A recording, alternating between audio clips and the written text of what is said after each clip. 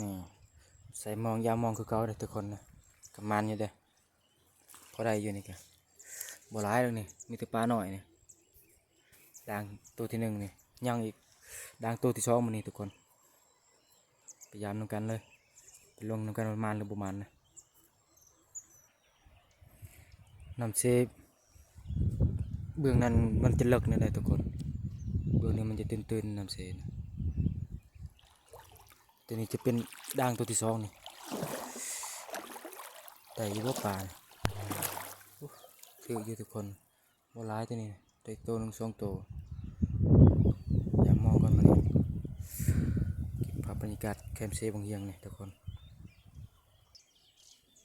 ได้เยอะทุกคนบ่ร้ายแล้ว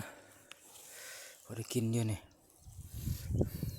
มีแต่ขี้ต้มมีแต่ขี้เท้าเต็มหมดนี่ทุกคนมองนี่ปลาจาดนี่ปลาที่น่าแซ่บนะนี่ก็จะเป็นปลาหลาดเนี่ยทุกคนปลาหน่อยวันใหญ่บันได